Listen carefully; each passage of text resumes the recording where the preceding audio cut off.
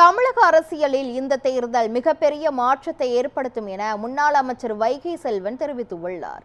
சென்னை மணலி பாடசாலை தெருவில் நடைபெற்ற அதிமுக பொதுக்கூட்டத்தில் முன்னாள் அமைச்சர் வைகை செல்வன் கலந்து கொண்டு வேட்பாளர் கே குப்பனை ஆதரித்து இரட்டை இலை சின்னத்திற்கு வாக்களிக்குமாறு கேட்டுக்கொண்டார். இதில் பாஜக, பாமக, புரட்சி பாரதம் உள்ளிட்ட கூட்டணி கட்சி நிர்வாகிகள் மற்றும் தொண்டர்கள் பங்கேற்றனர்.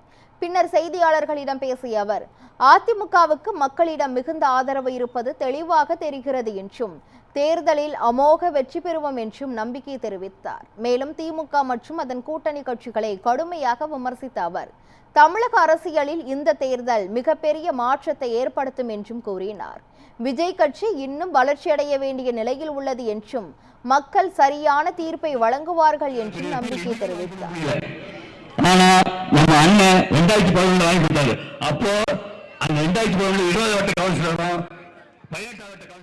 புரட்சித் தலைவர் எம்ஜிஆர் அண்ணா திராவிட முன்னேற்ற கழகத்திற்கு சொந்தமானவர். அண்ணா திராவிட முன்னேற்ற கழகத்தை அவர் தொடங்கி இருக்கிறார். அண்ணா திராவிட முன்னேற்ற கழகம் இன்னும் 100 ஆண்டுகளுக்கு மேலாக இயங்கக்கூடிய ஒரு மகத்தான பேர் இயக்கம். இந்த இயக்கத்திற்கு முதல் சொந்தமானவர் புரட்சித் தலைவர் எம்ஜிஆர்.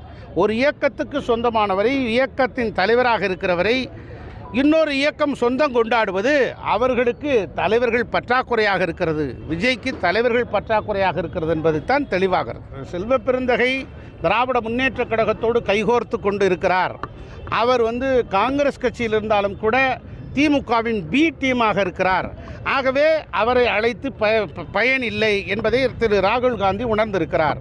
மேலும் அவர்களுக்கு தேவையான சீட்டுகளை உரிய முறைகளை ஒதுக்குவதற்கு அந்த காங்கிரஸ் கட்சியினுடைய தமிழ்நாட்டின் தலைவராக இருக்கிற செல்வ பெருந்தகை கடுமையாக முயற்சிக்கவில்லை என்கிற குற்றச்சாட்டு இருக்கிறது.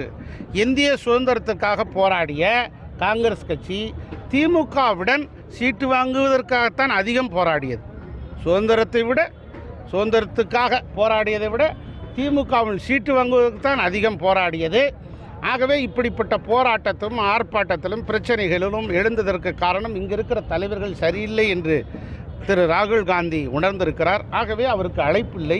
ஐடி ரெய்டு என்பதெல்லாம் ஒரு மாயத் தோற்றம், ஒரு பிம்பம்.